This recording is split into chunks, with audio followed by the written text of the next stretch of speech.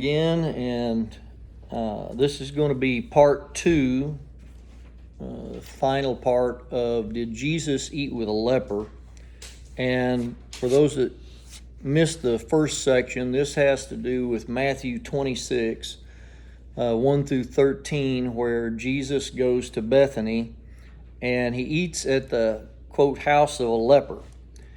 And this story just was very odd to me, and it's been odd for decades to a lot of people because it doesn't make any sense.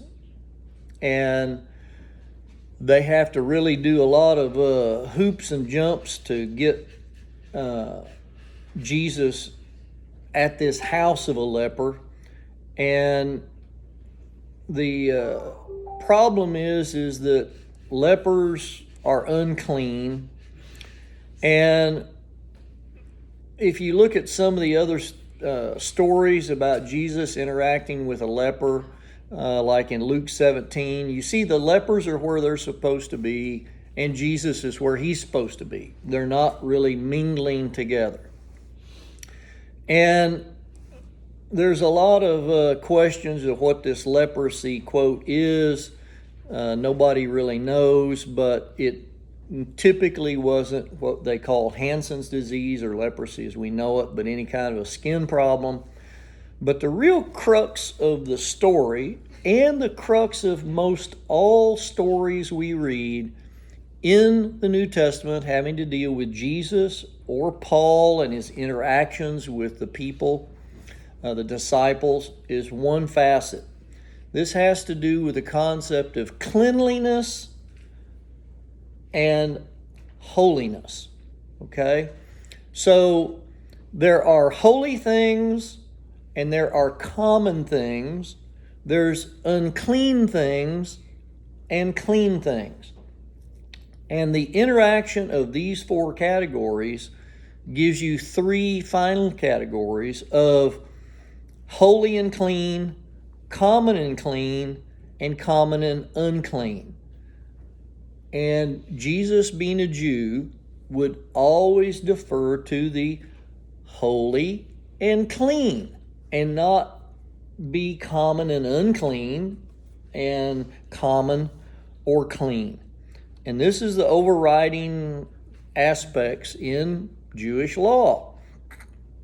And there's all kinds of ways you can contract uncleanness, and one of the best stories you could see is the story of the Good Samaritan, because the guy was injured, and the priests and the Levites, they didn't want to touch the guy because they didn't want to get unclean. And the Samaritan comes and helps the guy. And it didn't matter if he was unclean. He wanted to care for his fellow man.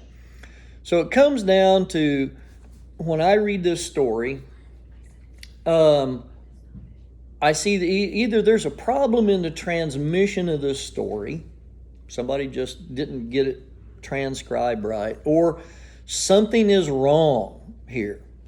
So because I'm a language person, I always go back and I'm thinking, okay, this story was originally either all of these people are Jews, they all speak Hebrew, Mishnaic Hebrew, and Aramaic and Greek, and they can read and speak some Latin. So you got 4 languages you have to go through to look at to see, well, was something communicated in one language and it just didn't make it right over to this one.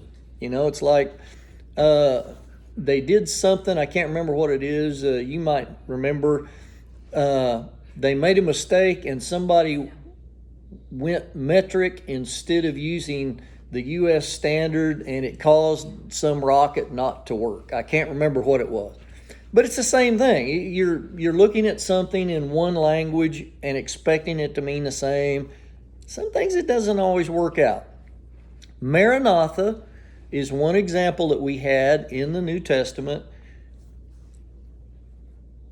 Nobody could figure out what this was. It wasn't Greek.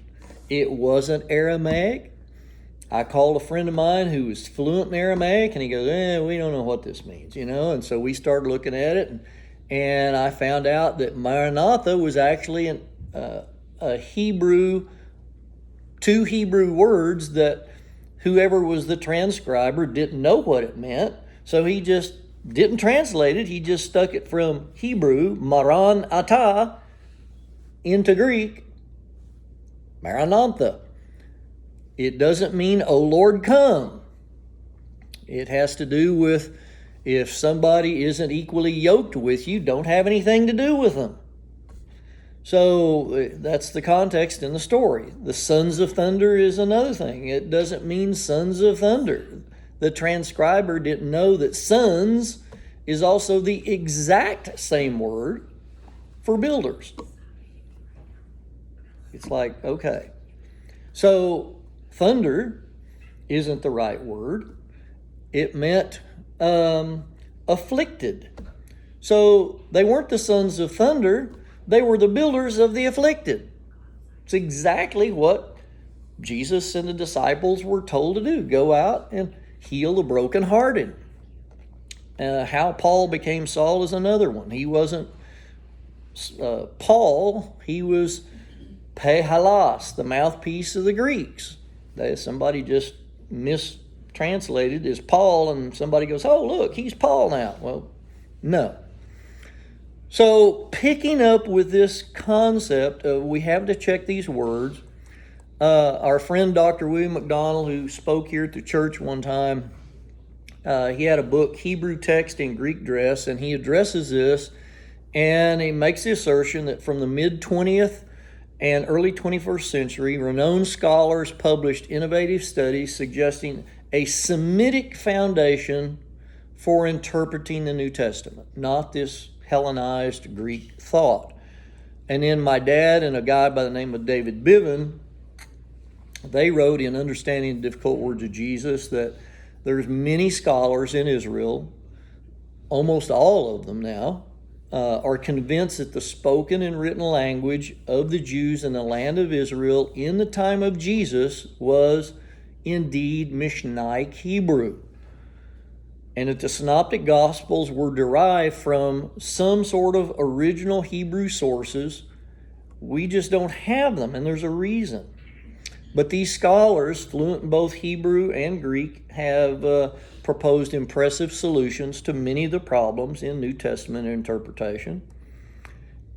So we have many people who write about this, and the best Hebrew New Testament we have was by a guy named Franz Delitzsch back in the 1800s. And he based his book, his translation, on a codified copy of the Septuagint Greek text. So that meant if the Greek word was, say, Maranatha or whatever, there would be an exact corresponding Hebrew word that would only go with this word, which that's how they got the Septuagint anyway. So he just backflipped the Greek into Hebrew, and lo and behold, the New Testament, when he did that, formed perfect Hebrew. The grammar was right, the wording was right, everything was right. And the Greek of the Synoptics was some of the sorriest Greek ever written. I mean, I took classical Greek at UT, and we had to study these books, and all the professors would be ranting. These New Testament disciples were terrible at Greek because there were so many problems in it. But when you take it back into the Hebrew language, all these problems go away. So what we see is a problem with Delitzsch's translation, because when he saw the Greek word lepra, well, assuming it was a word that he needed to translate, well, he just took the usual Hebrew word for lepra, for leprosy, and that was metzorah. So instead of lepra, we have metzorah in his translation, which is perfectly sound way of looking at it. But however, I've seen this Hebrew to Greek translation going all over anyway. So I thought, well, what if this translator who gave us the word lepra in Greek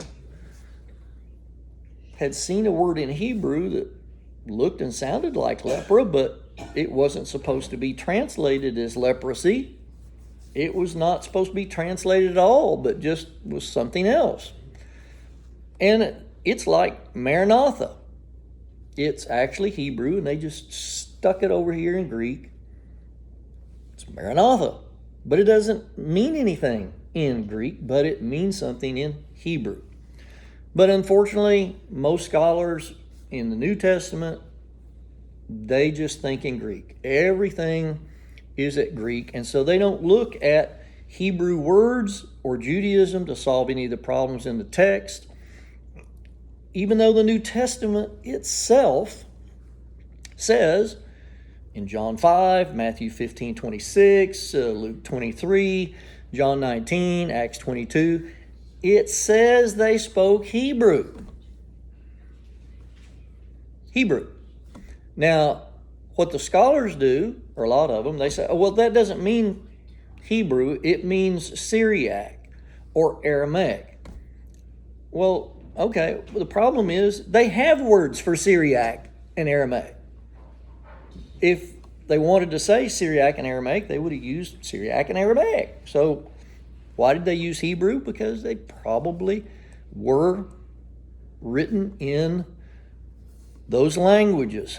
But, to them, if it's not something in Greek, it's not a problem because they're not looking for it. If everything's, if all the problems are a nail, the solution is a hammer.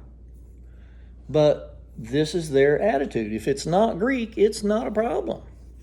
So when we look at the word in Greek, leper, that doesn't mean anything to these guys because they don't know any Judaism. They don't know all of this stuff about why this is a problem. They dismiss the major issues of uncleanness and unprepared for whatever it is they have to do in the temple as unimportant. Just not important. We're going to skip over that. But those are the seminal things that are important in Judaism: uncleanness or cleanness, unprepared or prepared. So anytime you read the New Testament, you need to read it in the mindset of, is this going to be a clean thing or an unclean thing or a prepared thing or an unprepared thing? So let's just throw out real quick, say that you're not a believer in the Hebrew, but it's Aramaic. Okay, Gospels are written in Aramaic. What's the problem here? Well, the issue is you got two different words in Aramaic that are conflicting in the text, in the Peshitta. So they're very similar, but they're a little bit different. The Aramaic here is, most of the texts say garba, which only means leper. And if it only means leper, we got a problem again, because lepers are unclean. Now, the other word found there is not garba, but garaba. That's very similar. But it only means potter. Now, it's very easily explained here by seeing that the transcribers saw the Greek text, says leper, and they're just going to stick it over into garba. That's leper. But the later transcribers, when they used the word garaba, they were sitting there going, we got a problem here. He's at a house of a leper, and what are we going to do here? This is not kosher. It's not clean.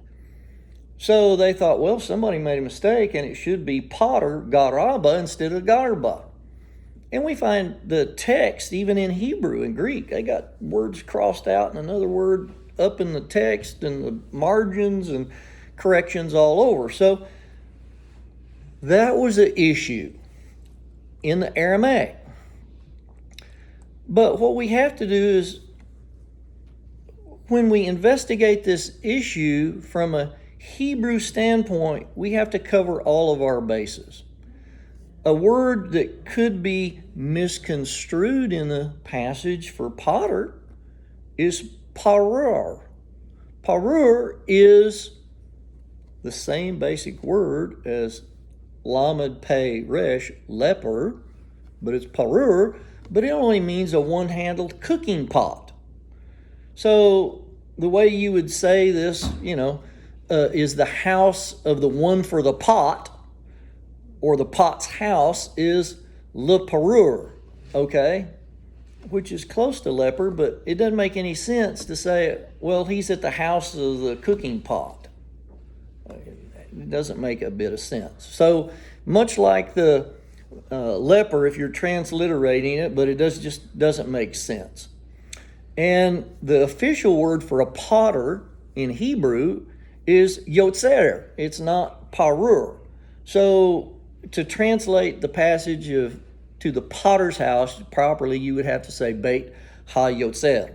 So there's all these issues when you're trying to put it in either Greek or Aramaic. It's not working out. So if you look at the text properly, and you see the problems in these other languages, and you don't see a problem in Hebrew, it kind of is another proof that, probably the original language of the Gospels was communicated either orally or written form in Hebrew, because there's no problems in the text when you look at it that way. Now, there's a lady by the name of Rivka Slonim in an article in her in this book called A Jewish Woman, says the status of a Jew, whether he or she was ritually pure or impure, was at the very core of Jewish living. It dictated or regulated a person's involvement in all areas of ritual. So most notably, this tumah or uncleanness made entrance into the holy temple impossible, and thus sacrificial offering inaccessible. It's very important. So knowing this issue, I was like, well, maybe there is a Hebrew word that sounded like the Greek word leper that was in use during Jesus' day. It could have been mistaken for a Greek word. Maybe the transcriber messed up, whatever. So, in all my books, the Brown Driver Briggs lexicon, the Jastrows, which was the Mishnite Hebrew, there is the Hebrew word lepar. Looks just like leper. Looks like lepra, Hebrew to Greek. It's there. It would be pronounced virtually the same as the Greek, but it doesn't mean leprosy, it means bull. What's the importance of a bull? This is quite different. If he's not at the house of a leper, but he's at the house of a bull. And the root is parar.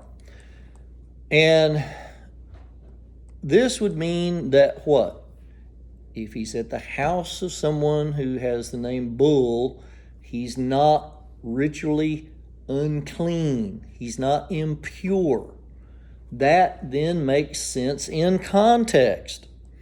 Now here's an example from 1946 of this word in context. Shech leper. Shech leper. It meant a place of the bulls, or a marketplace of the bulls. So here you have a word in Hebrew in 1946 using that word in context.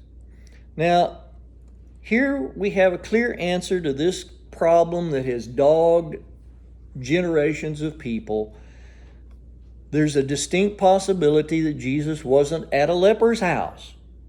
There wasn't some leper colony in Bethany, which would dispel all the wishful thinking throughout history that there's one been there, because they took that passage out of the text and said, well, there had to be a leper colony in Bethany for there to be a leper's house in Bethany. Now, Jesus and the disciples then would not be left unclean. There wasn't any need for the text to forget mentioning a healing of Simon the leper, because he wasn't a leper. But the bull, what's important about this is the bull is actually a Hebraic idiomatic euphemism for Yud He Vav He.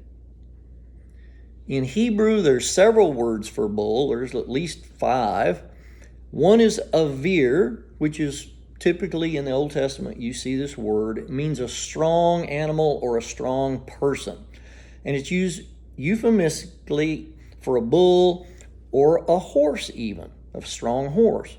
There's another word, shor, that means an older bull, but a word for a young, virile bull is parar, the exact word we see in leper, lepar, in Mishnaic Hebrew of Jesus' day. And this relationship with God and Joseph and others as young, strong bulls begins all the way back in Genesis 49, 22, and 26. And I'll let you go read that, but it talks about Joseph being a young bull, and people are attacking him, and says, God, your father, supports you. So they transpose Yud He Vav He as the bull. So the passage is then followed by Isaiah 49:26, where it says, and I will feed them that oppress thee with their own flesh, shall be drunk with their own blood, with sweet wine, and all flesh shall know that I am the Lord. I am the Savior and thy Redeemer, the mighty one of Jacob. And the mighty one of Jacob is the bull. There's a few other passages that talk about the bull, whether it be the word avir or the Hebrew word lepar. But both of these words carried with them the Hebrew concept of power and strength, just the opposite of a sickly leper that's going to contaminate anybody and everything. Because if you're at the house of a leper, the whole house would have to be destroyed. So there's the distinct possibility that Jesus was at the house of Simon the bull, or Simon who belongs to the bull, meaning God, with the understanding that he was as righteous a person as God. We have similar examples of rabbis throughout history who have similar nicknames or acronyms, like Simon the Just, who was high priest, Nahum the Mede, he was a famous Tana or teacher, Simon HaPakoli, who was a dealer in flax and wool. He was also the famous rabbi who created the Shmoneh Esrei, the 18th blessing, which the 18th blessing was actually a curse on the believing Jews. We have Rabbi Hanina the circle drawer, Rabbi Shlomo ben Isaac, who became known as Rashi, Rabbi Moses ben Maimon, who became Rambam. All of these different people, all the way down to a guy in the 12th century. We have a Jewish biblical scholar, Joseph ben Isaac Bekor Shor, aka known as Joseph the firstborn bull. Okay, so here we have an example of another rabbi who uses the term the bull, and his grandson, or his other son, also went by that one. So we have a guy in the 1400s who commented on one of his sermons. He said the par, or the bull, represents the body that is to be dedicated to God. So this Simon was a bull who was dedicated to God. So most likely this Simon was a highly pious man who was as strong or righteous as God, and he earned the nickname the Bull. And, there might be some people who say, oh, well, he wasn't that way. He kept bulls for the temple, earning the nickname Simon the Bull Keeper, given the nearness that Bethany was about 2 miles from the temple and all this stuff. But the problem with that is Bethany was on a rocky hillside. And we think our territory around here is pretty rocky. Well, you go to Bethany, and it's like, Pilot Knob up here. It's a steep area, and they had to terrace it off in order to even grow crops on it. There's no hay being grown around Bethany. It's pretty isolated, desolate area. You're not going to have cow pens there. So that kind of prevents you from seeing this as somebody who keeps cattle. But maybe he was. But we often forget also that Jesus was a part of a group of rabbis.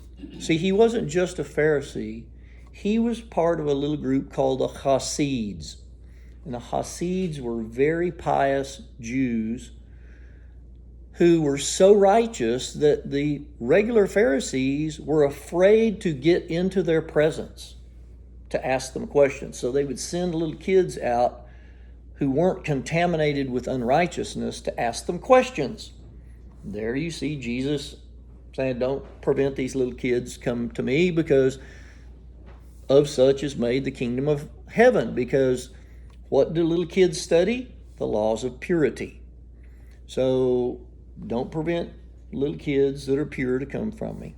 So these Hasid rabbis were highly righteous individuals, and it's very likely he was around this Simon the Bull, who was a rabbi, who was a righteous Hasid, because he's about to deliver the result of his statement, a time will come when you will worship the Father in what? In spirit and in truth. He's about to make that happen. See, he couldn't go to John the Baptist because he was dead. Jesus' disciples, he chastised because why? Well, they couldn't even stay awake to pray for him here in the next couple of days. So these rabbis supported each other in the area. And we forget that Jesus wasn't a lone wolf rabbi out here doing some new thing as a part of some new religion. He was part of this very righteous group of people, and most of these people were from Galilee, not Jerusalem. They were outside the traditional rabbinical circles in Jerusalem, kind of like any other college you go to versus the Ivy League colleges or Berkeley. All of those people look down on you as you're not really educated because you didn't go to Berkeley or, MIT or, Columbia or wherever. You're just not educated. That's the way they felt about the Galileans. However, the Galileans produced more great rabbis than any other place. But these great rabbis were in the same realm as Jesus. We need to also understand a problem here, and that is some people want to associate Simon with the Simon in Luke 2:25. However, Simon is a very common name in Jesus' day. It's about 15 to 18% of the population was named Simon. So, trying to equate that with him is kind of a problem. There's also Shimeon ben Gamaliel. He lived up until the fall of the temple, and he was beheaded. And these are wishful thinking. We just don't know because there wasn't something that, Polaroid saying, here he is. We just don't know. But we can say that he's at the house probably of a rabbi nicknamed the bull instead of the leper, right before he is to be anointed by this lady as a bull sacrifice. This is what's important. Where's the first thing we see in Genesis 4:4 where Abel is supposed to sacrifice a firstling of the flock? And the importance of a bull is it's just not any sacrificial animal. What's important is it signified the sin offering and the atonement and the propitiation for the sins, especially of high-ranking persons like priests, Levites, the entire community, for sins that were committed unintentionally. Okay, it's a big involved ritual that shed this blood, substitute for the sinner, and thereby restored the breached relationship between God and his people. It also served as a consecration of the priests. Okay? So knowing this, then we can understand Jesus' words on the cross, which were, Father, forgive them, for they know not what they do. He spoke forgiveness as a bull sacrifice on the cross to forgive them of their unintentional sin. This is a big deal. Very big deal. Day of Atonement, Yom Kippur. The high priest would bring a bull as a sin offering for himself and the family, symbolizing the purification of the priestly order before interceding for the people of Israel. Jesus was the bull sacrifice for himself and his family that symbolized the purification of the priestly order before what? Before Jesus took over the role of the great high priest who entered into the heavenly sanctuary once and for all with his own blood and thereby obtained eternal salvation or redemption for all, from Hebrews 9:12. So this sacrifice of Jesus replaced the bull of redemption of the earthly bulls because it had a more powerful effect. That's Hebrews 9:13 and 14.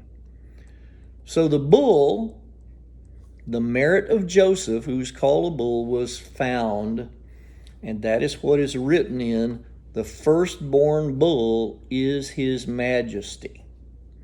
That's Deuteronomy 33:17, a commentary out of Esther Rabbah 7. So this whole story reads totally different if we get our mindset out of leprosy.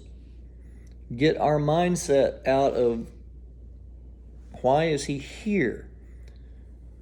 Because Simon got his moniker the bull, and Jesus is anointed at the house of this righteous man, not for his burial, as the English says, but the meaning of the words in Hebrew has a connotation of fruit ripening, getting ready for harvest. So he was anointed because he's undergoing purification and sanctification as he prepares, he's ripening to be the bull sacrifice. He didn't need to be anointed for his burial because his burial wasn't going to be for 6-7 days. But he was preparing to be the sacrifice as a fruit ripening on the tree. Through this act, Jesus represents this sacrificial bull that as his rejection by the priest of those 30 pieces of silver when they were given back, and through his crucifixion and resurrection, it would consecrate him to the priesthood forever because of what the earthly priests did. And he purified the priestly order before he interceded for the people of Israel and us. So by Jesus not being at the house of a leper, but being a house of a righteous bull, then that renders Jesus holy and clean and not common and unclean as the law prescribed. And we know that Jesus had to fulfill the law.